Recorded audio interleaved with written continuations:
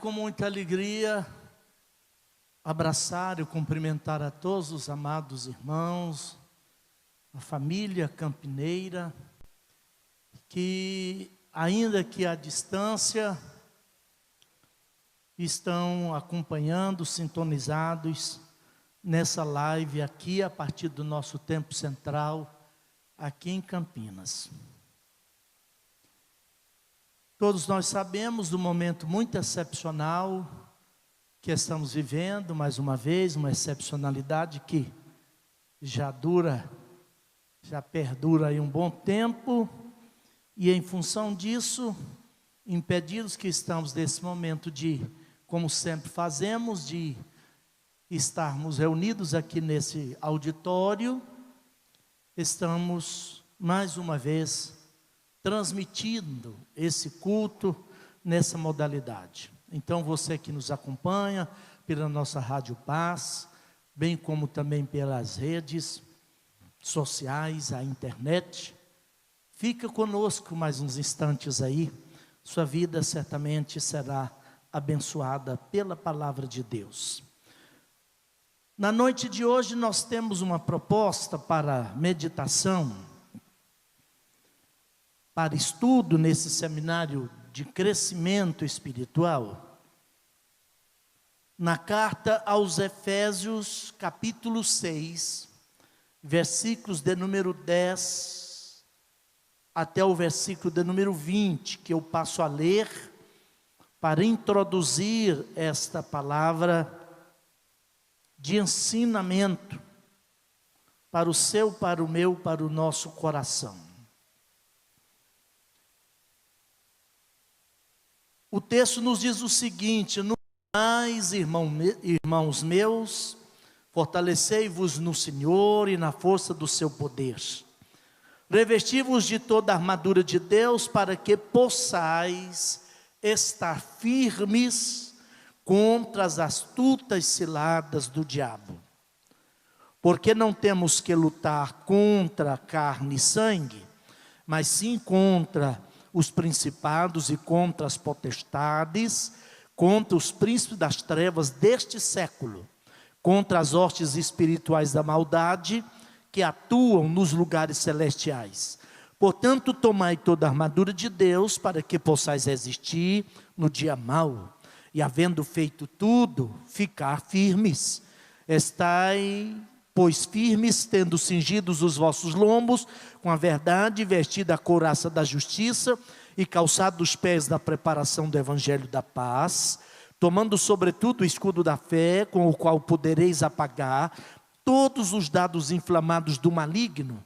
Tomai também o capacete da salvação e a espada do Espírito, que é a palavra de Deus, orando em todo o tempo, com toda oração e súplica, no Espírito, e vigiando nisso com toda perseverança e súplica por todos os santos, e por mim, para que me seja dada no abrir da minha boca a palavra com confiança, para fazer notório o mistério do Evangelho, pelo qual sou embaixador em cadeias, para que possa falar dele livremente, como me convém falar.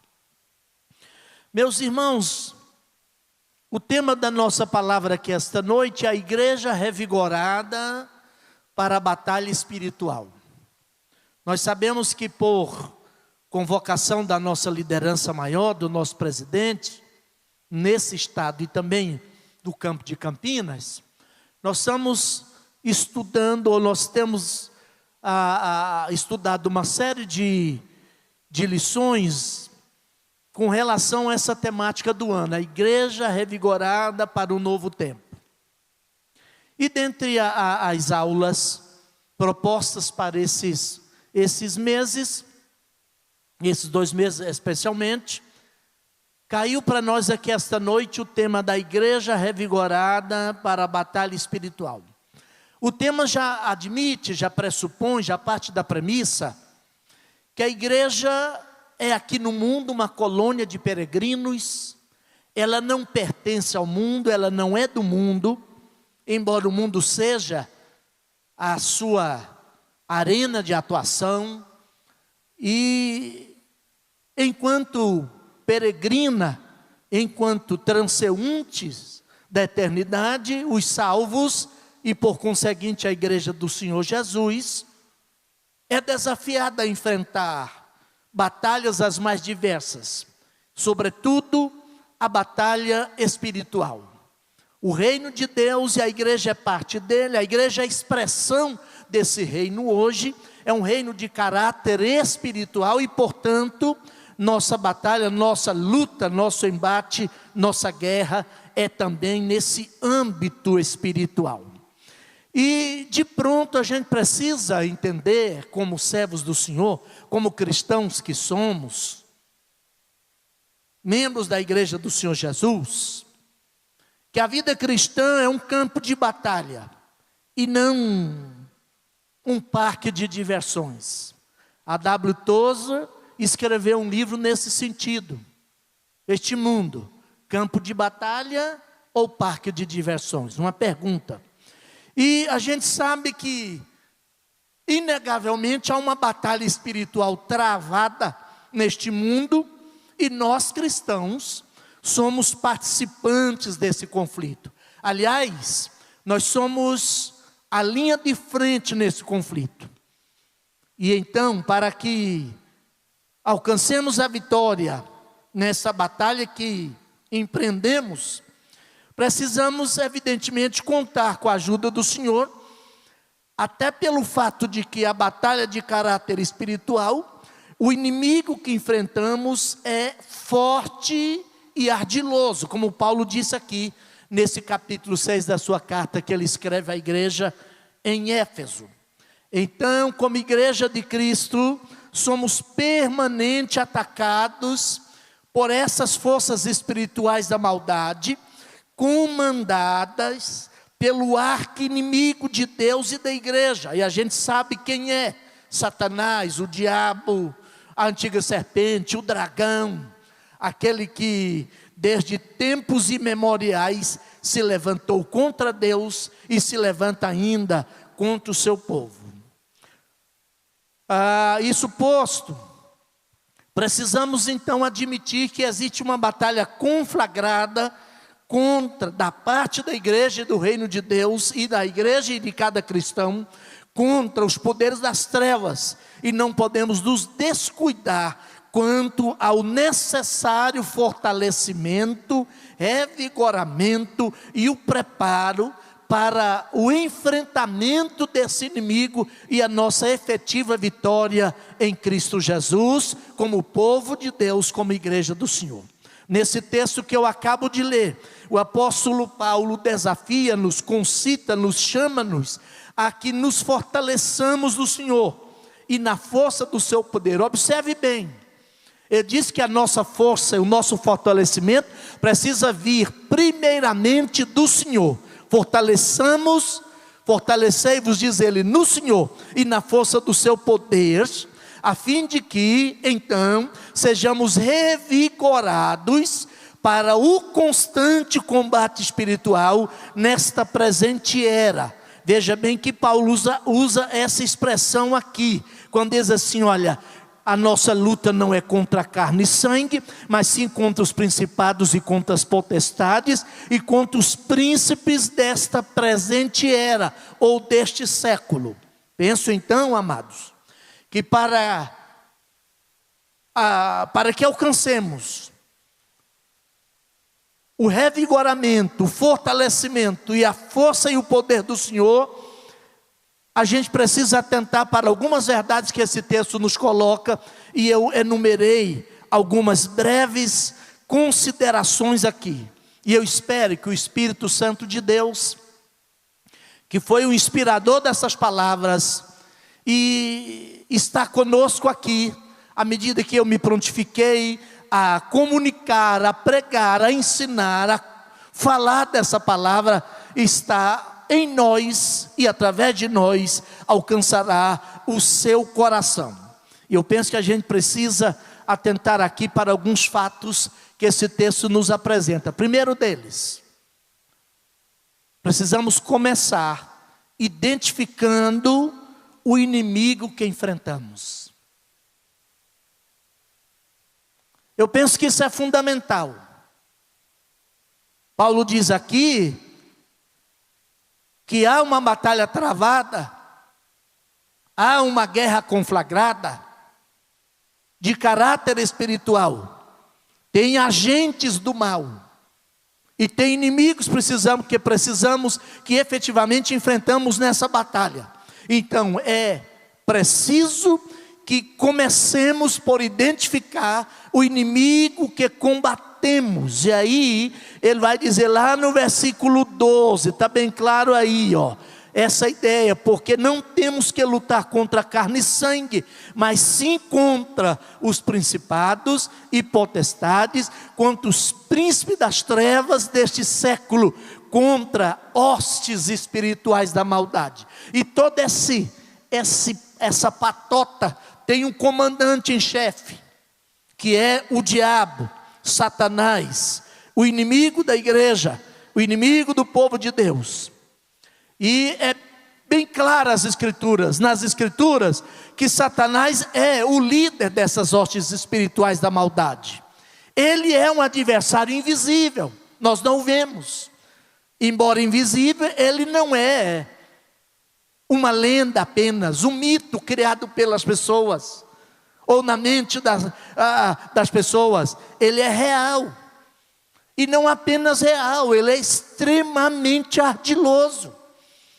É o inimigo, a Bíblia diz isso muito claramente, de grande periculosidade e de alta e diversificada malignidade. Aliás, a Bíblia chama de maligno, ectros, poneros. A sua essência, sua natureza se expressa por essa malignidade. É o inimigo, acima de tudo, astuto e sagaz. Ele usa diversos artifícios para atingir seus intentos malévolos e levar o povo de Deus, a igreja do Senhor, a cada um de nós como crentes, a sucumbir às suas invertidas e a esmorecermos no combate. Mas em nome de Jesus Cristo, a igreja do Senhor, aqui em Goiás, aqui em Campinas, está sendo convocada nesses dias a se revigorar no Senhor, a se fortalecer no Senhor, a buscar o poder do Senhor, a fim de vencer nessa batalha. O inimigo contra o qual lutamos, além de ser sagaz, astuto, extremamente maligno, ele é também persistente. Ele não desiste facilmente. Aí vem o Espírito Santo através de Pedro, da primeira carta, capítulo 5, versículo 8, pedindo que nesta caminhada da igreja e na carreira cristã, todos nós devemos estar sempre sóbrios e vigilantes, porque o nosso adversário, esse arguto inimigo, esse terrível inimigo, anda ao nosso derredor, bramando como leão, buscando a quem possa tragar. Ele é o inimigo persistente. A Bíblia é clara quando nos orienta a não subestimarmos o diabo. Tem dois erros, pastor Lucas, que via de regra nesses últimos anos, a gente tem percebido em alguns segmentos do meio evangélico brasileiro. Gente brincando e subestimando o poder deste terrível inimigo. E nós não podemos subestimá-lo.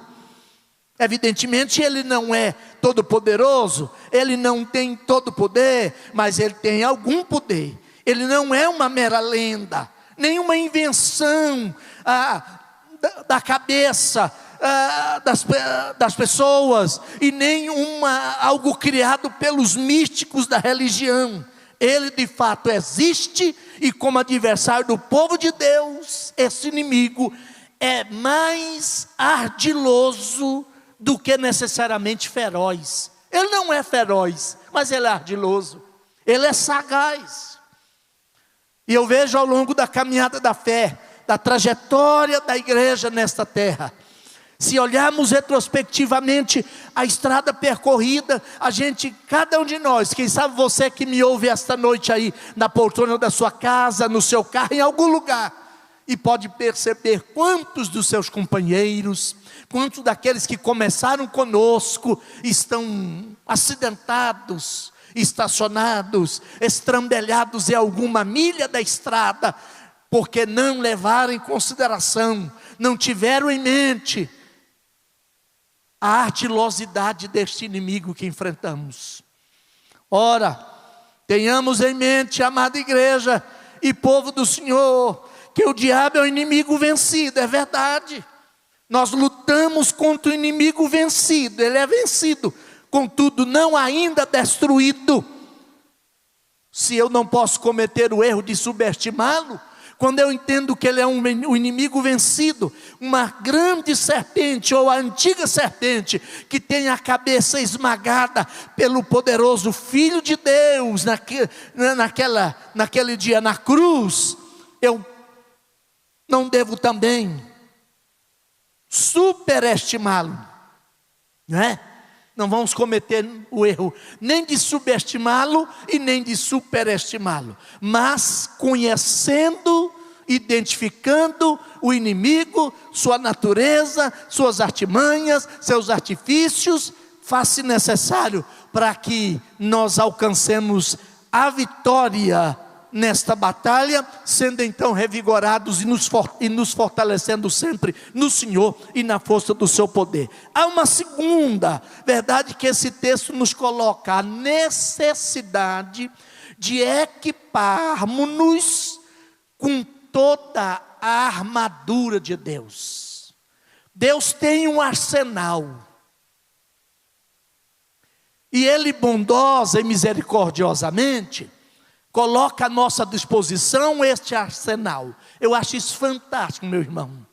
Porque se a Bíblia, o Espírito Santo tivesse inspirado a Paulo aqui, apenas para nos chamar à batalha, descrever a natureza da batalha, identificar traços e caracteres do inimigo a que enfrentamos, e nos deixasse de mãos vazias, e nos colocasse na batalha sem oferecer recurso, certamente nós perderíamos a batalha. Mas quando Deus permite que nós entremos em alguma situação difícil, esse Deus não só está presente, mas coloca à nossa disposição os recursos da sua infinita graça, e libera para a sua igreja, o seu povo, os recursos do seu poder, a fim de que, utilizando esse equipamento, esse arsenal de Deus, nós efetivamente vençamos o inimigo e permaneçamos fortalecidos do Senhor. Bendito seja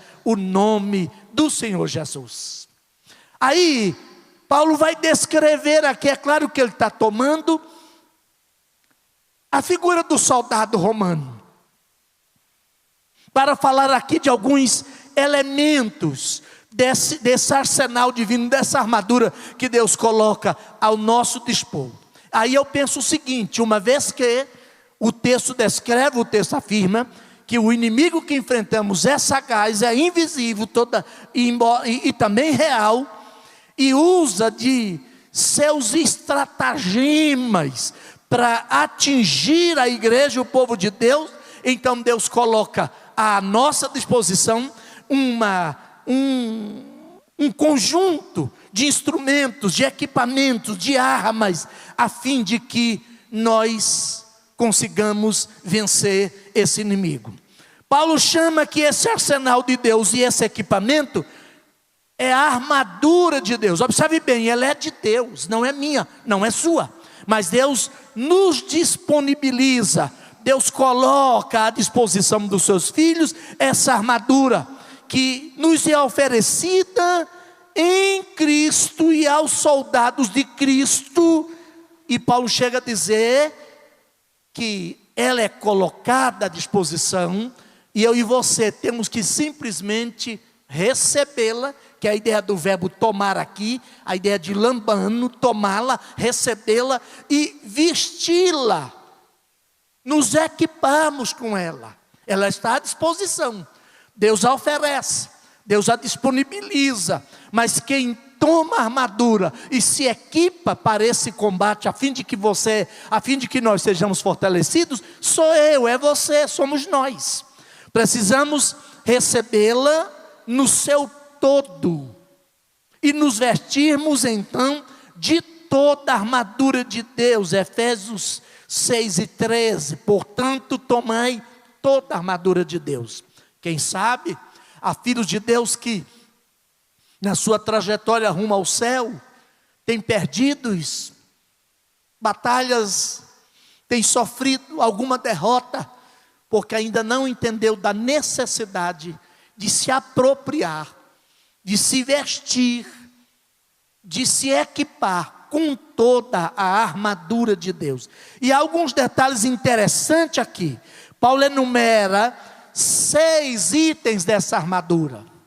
Eu vou rapidamente passar por cada um deles e tentar deixar aqui pelo menos uma ideia, ainda que rápida, do que cada um representa e qual é a função dela no âmbito da batalha espiritual. Ele fala que o primeiro item deste equipamento é o cinto da verdade.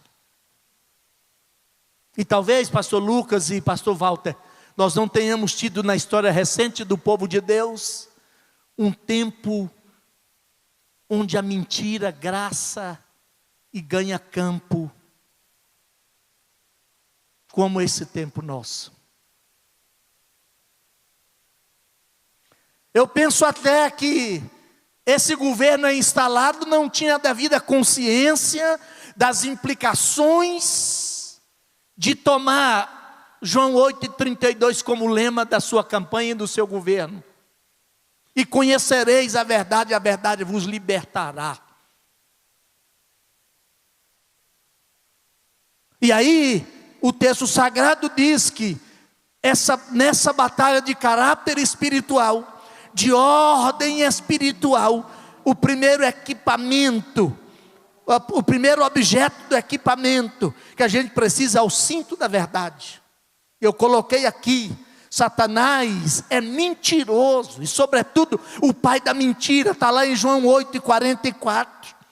Mas nós somos o povo da verdade, chamados à verdade, desafiados a conhecer a verdade, andar na verdade, sermos guiados pela verdade. E eu pergunto, e você vai responder de si para si mesmo: qual é o seu compromisso com a verdade? Da ótica, da perspectiva do Evangelho de Jesus Cristo.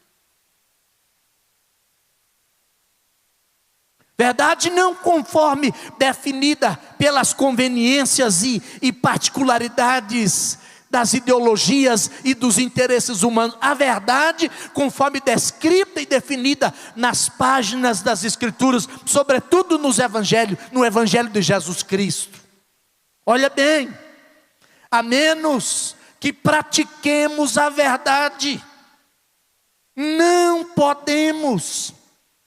não conseguiremos lançar mão da palavra da verdade, a fim de vencermos o príncipe das trevas.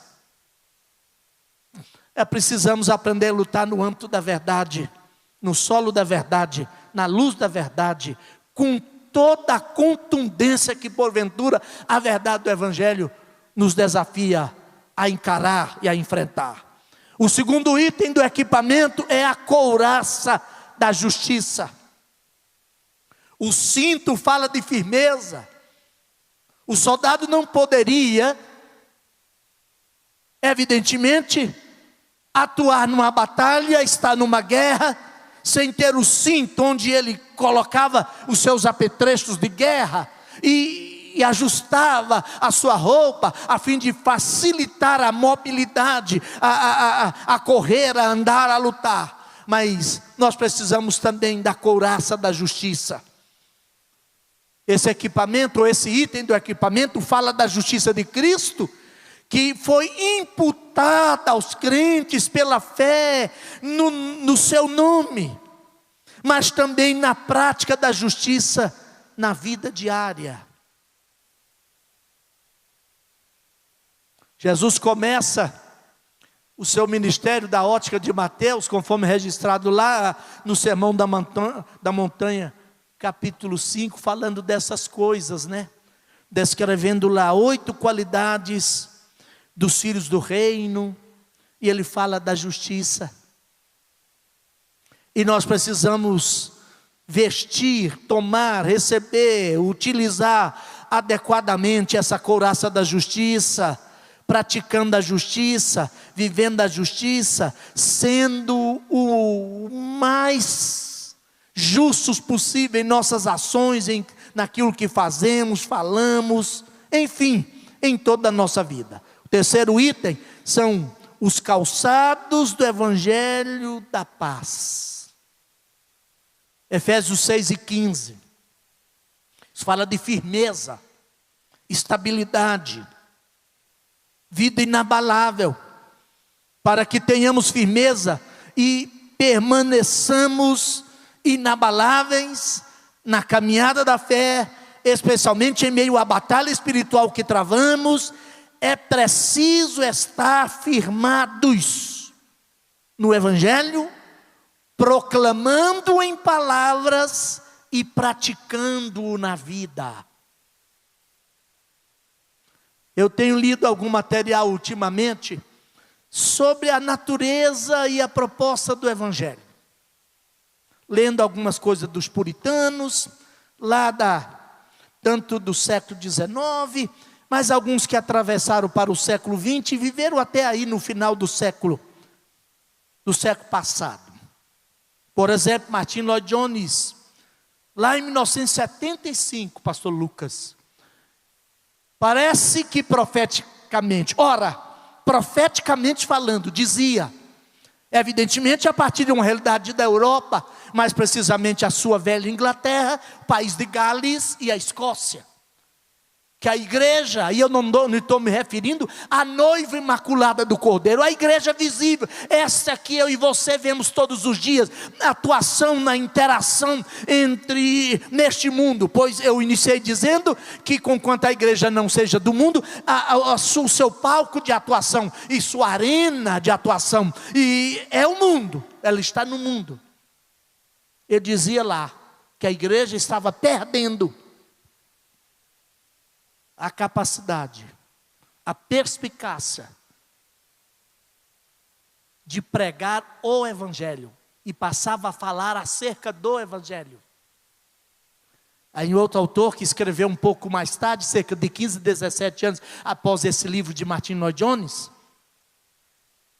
ele dizia lá, eu penso que também profeticamente, que o discurso mais idiota, pastor Walter, mais imbecilizante, da virada do milênio passado para esse, era o discurso sobre Deus. Que, especialmente a partir da Europa, toda uma cultura, uma sociedade que ousou negar a existência de Deus, caiu no espiritualismo, me perdoe a palavra, pueril, imbecil, passou a divinizar quase tudo. É uma espiritualidade, eu nem vou dizer espiritualidade, vou mudar a palavra. É um espiritualismo que esvaziou o conceito, a ideia de Deus, de pessoa. E Deus virou apenas uma força, uma coisa a ser usada e manipulada.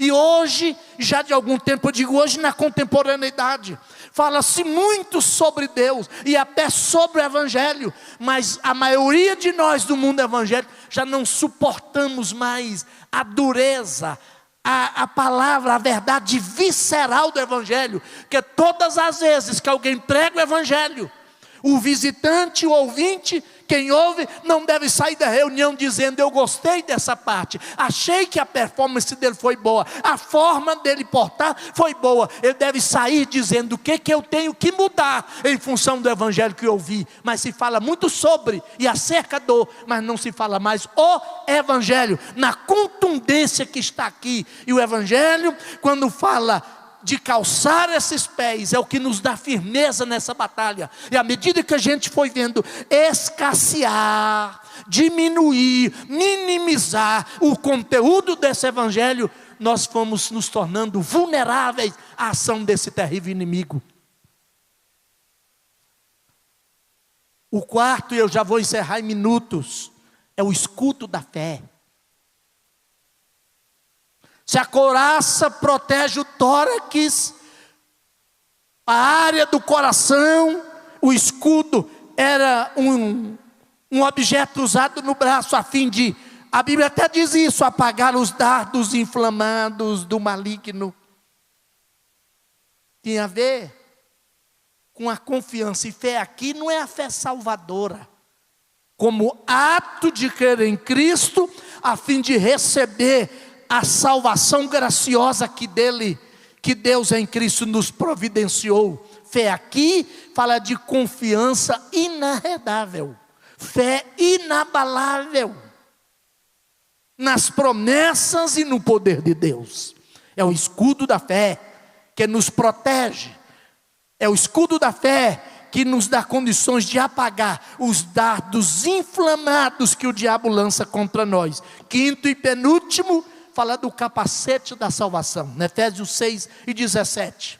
A batalha espiritual que travamos contra o inimigo pode ser ganha, escuta o que eu coloquei aqui, ganha ou perdida no âmbito da mente.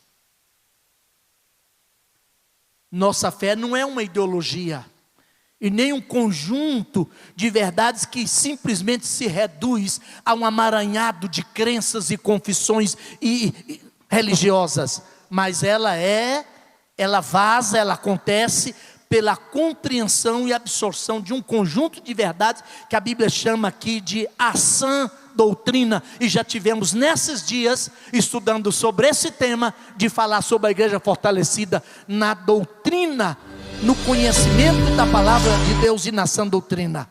Deixa eu dizer algo mais aqui, para a gente encerrar. Faz-se necessário que compreendamos, escute bem, meu amigo e irmão, você que me ouve, compreendamos racionalmente as verdades que professamos com base nessa fé. Gente, nós já perdemos tempo demais com o evangelho da sintomania. Você está sentindo aí? É claro que eu venho para o culto, a minha fé envolve o meu todo, toda a integralidade do meu ser. Mas quando eu venho à casa de Deus, eu não preciso sentir arrepio para sentir a presença, para imaginar, para entender que Deus está aqui. Pois que a minha fé está embasada na compreensão de uma verdade. E Jesus falou, e Mateus registrou lá: onde estiver 2 ou 3 reunidos em meu nome, eu estou no meio deles. Então é que preciso criar as condições e ter a percepção espiritual para perceber essa presença. Eu não tenho que necessariamente sentir. Meu irmão, é preciso ter uma racionalidade na fé, da fé. Eu não sou favorável ao racionalismo frio e imbecilizante.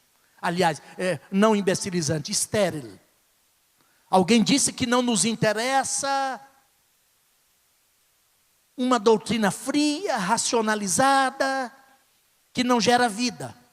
Mas também nós não podemos abraçar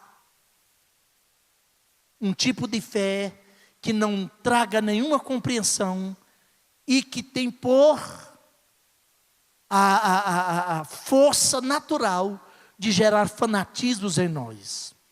Eu digo aqui da necessidade, se necessário até, abrirmos mão do intelectualismo para resgatarmos a intelectualidade da fé.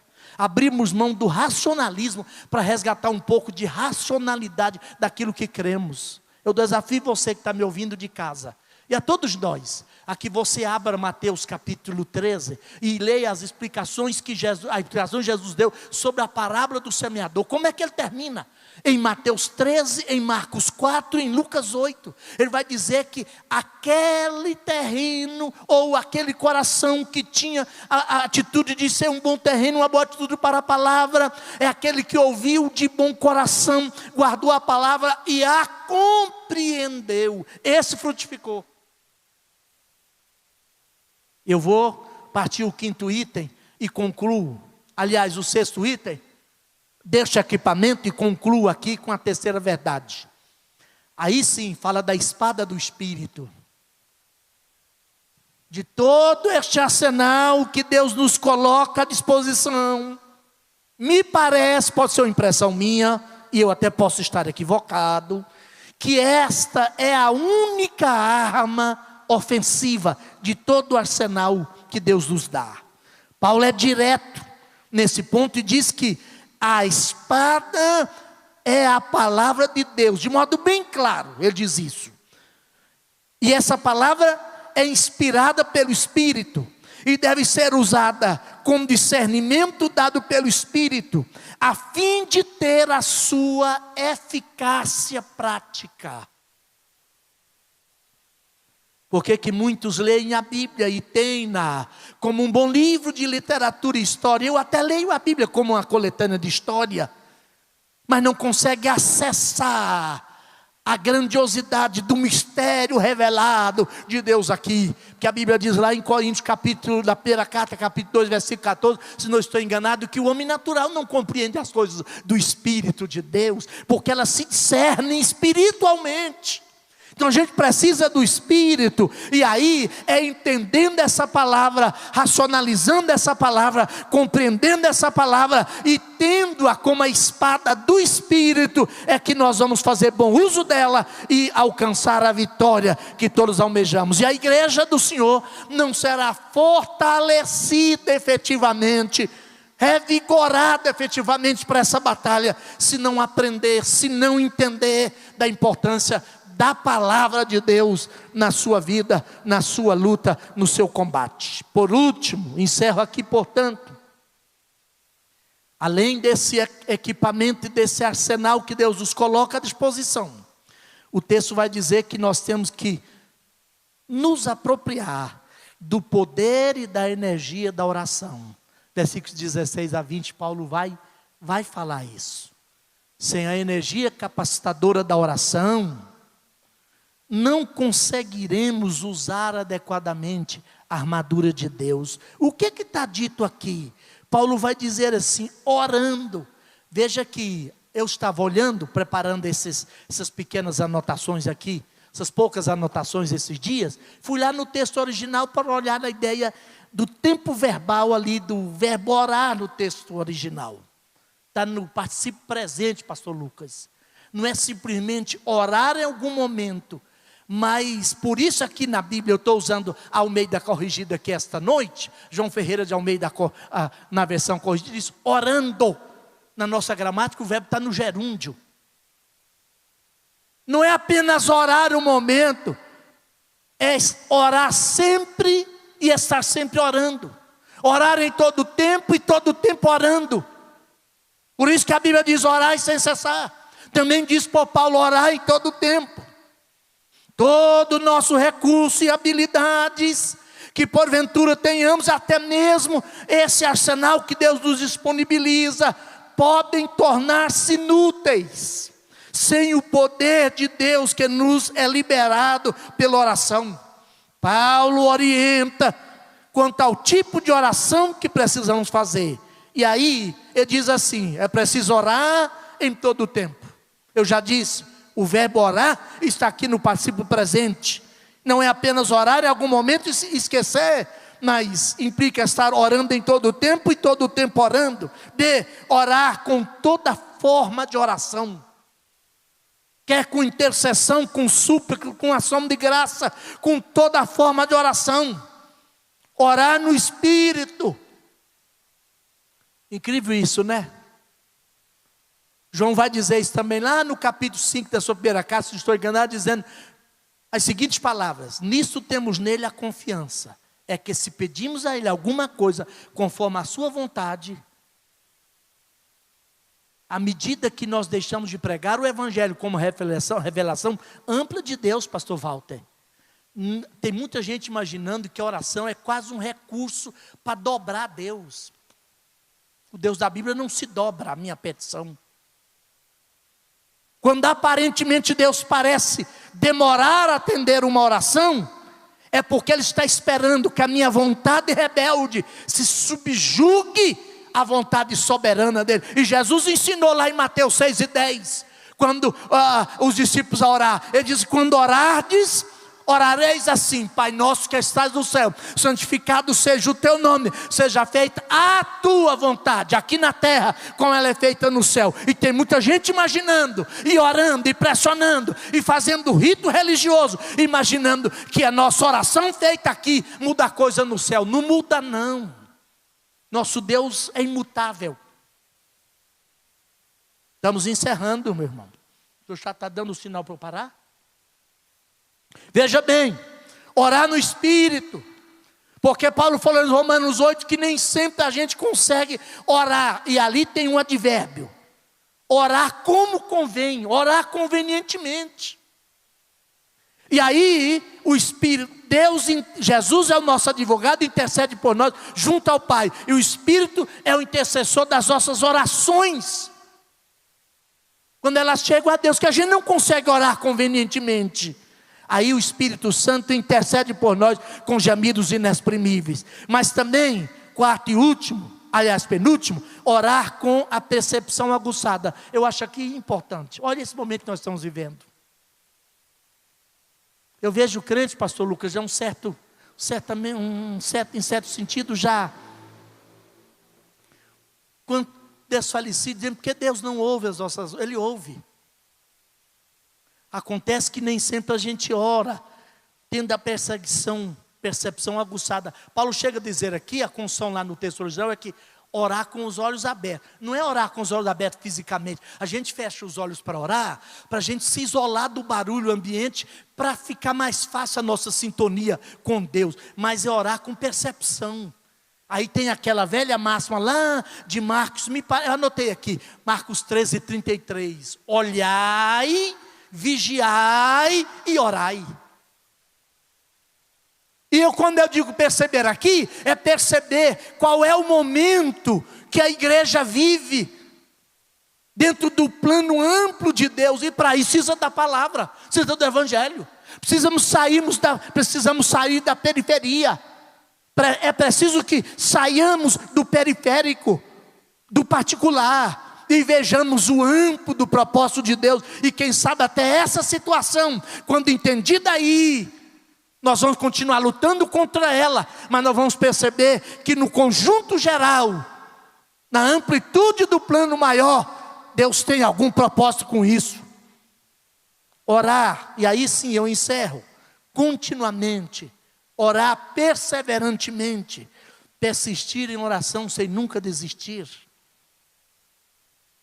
Nunca parar. Nunca orar no sentido de tentar mudar Deus, eu coloquei aqui. Mas orar sempre até que a nossa vontade rebelde se quede, silente se necessário, submissa à vontade de Deus.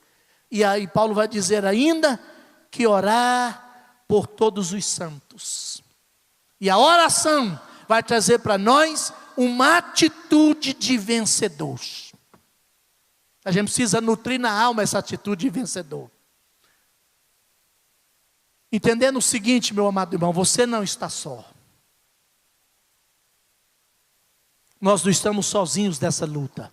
Milhões e centenas de milhares de filhos de Deus ao redor deste velho e cansado planeta enfrentam a mesma batalha, e nós podemos nos unir em oração.